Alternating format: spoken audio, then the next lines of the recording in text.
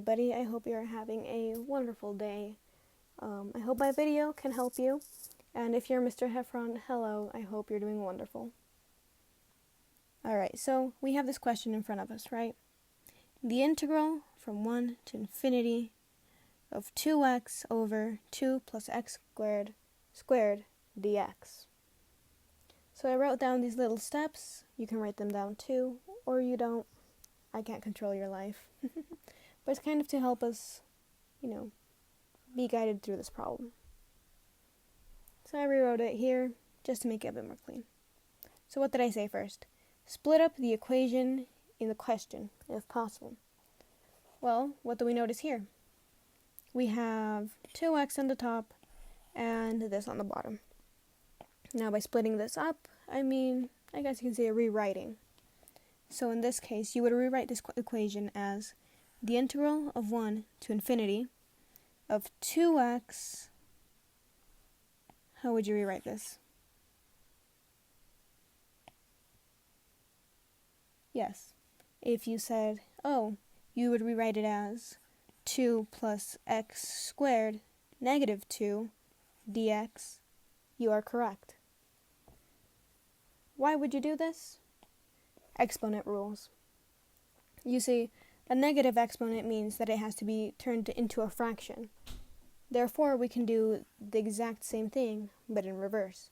We can turn a fraction into an exponent. And so, here we are with this little equation. What did I say next? Set infinity as a limit.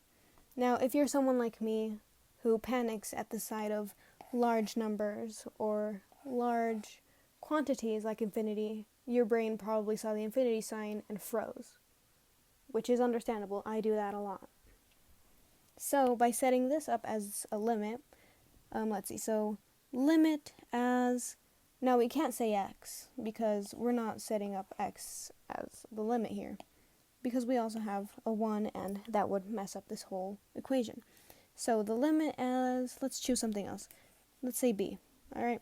The limit as b approaches infinity for the integral of 1 to b of 2x times,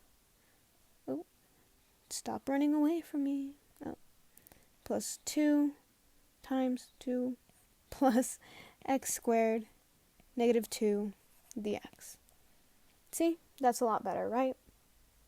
So again, we made the infinity into a sort of constant, but we defined it as a limit, just to keep things consistent. And what's next? We integrate. How great. I apologize for that bad joke. It was terrible. So, what is something we can integrate here? Well, what does your brain first say? I don't know about you, but this little inner function seems a bit suspicious, right? And this little outer one as well. So now that we know that this is an inner function, what can we assume? What is something that we have learned in the integration unit that we could do? If you said u sub, you are correct. Have a little heart. If you didn't, have another heart. Why? We're all struggling in calculus together. So, u sub consists of an inner function and its derivative. Right? So what would our inner function be in this case? Kind of already said it. 2 plus x squared. What's the derivative of that? That would be 2x. But Anna, I thought we were integrating. Why are we taking the derivative? Well, sometimes you have to take the derivative of something to be able to integrate it. Integrating this without doing this integration would just be a mess. Similar things like in calculus, right? Calculus, you either take the derivative of something or the integral of something. It's one or the other. So, you're kind of like best friends. And so, what do we do with this newfound derivative? Here's the thing. We want this to be canceled out. We only use u sub if this outer one can be eliminated by the derivative of this inner one. So we have 2x times u, negative 2, over 2x. What happens? These two cancel out, and you are left with u to the negative 2 du. Now, why did I not put the limits up here? Well, the limits only apply to the x, and this is a u. So you can't really put a 1 into a u. It doesn't work that way. But we did define that u is 2 plus x squared. So let's plug that back in. The integral of 2 plus x squared. Now we can have dx and our limits. Don't forget our limit as b approaches infinity. This will come in handy in a bit. Oh, and negative 2. Make sure to rewrite the question, right? It'll save you a whole bunch of points. Trust me, I know. It's happened to me way too many times throughout these past years. I sound old. I'm not old. I'm 17. Alright. So here we have this little equation. Are we done integrating yet? No. How do we know? There's still an integral sign here. We still have this. What more could we need? Anna, we already did u sub. What more do we need? What did we not do? We did not get rid of this. So, we have to do it again. Now, if you know your rules for the exponent, you know that when you integrate, you have to... Do you add or subtract 1 from the exponent? If you said add, here's a heart. If you said subtract, here's 2 hearts. We're all struggling through this. Alright, so we add 1 here. Is that all we do? No. It's calculus. You think it's going to be that simple? We have to divide it by this sum. So, we have negative 2 plus 1. There and there. Now what? We rewrite it. So, we have 2 plus x squared to the negative 1 over negative 1. This time, just keep the limits here. We know we're going to need them. What else are we going to need? This.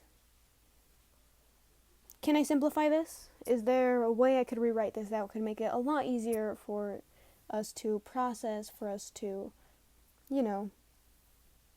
make it easier for us to solve? What is something that I did at the very beginning?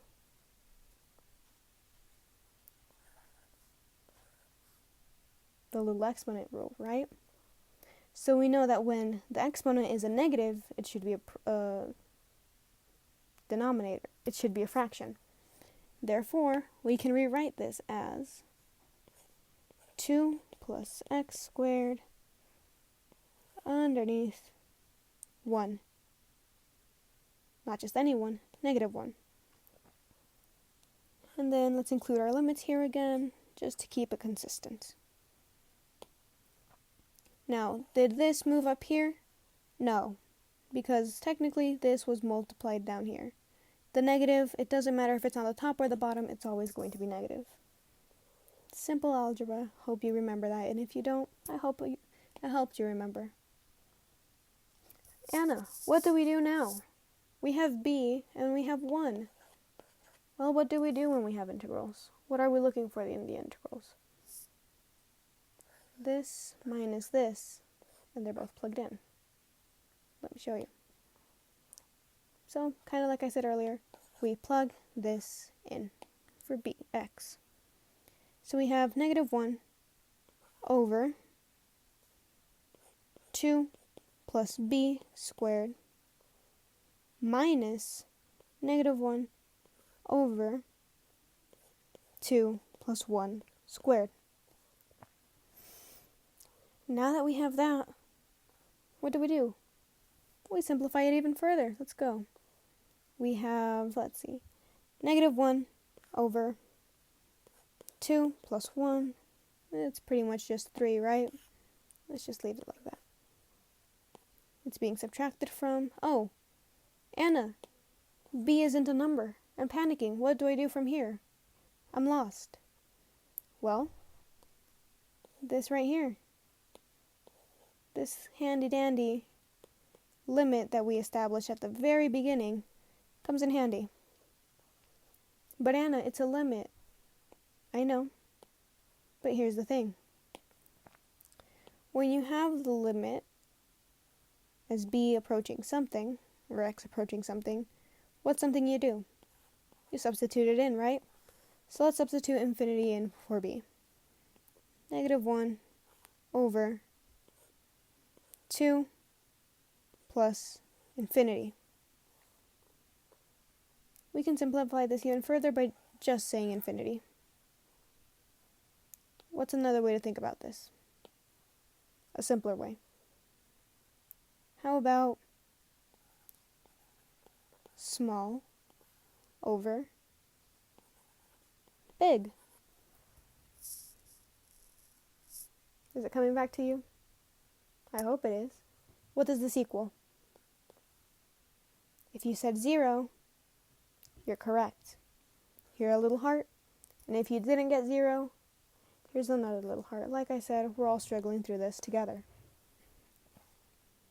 So, we can just put 0 in for this one. So in this case, we have 0 minus negative 1 over 3. We know that 2 negatives become a positive. Thus, we are left with 1 over 3 as our answer. I hope this cleared a few things up. If I did this first part correctly, I hope I was able to help.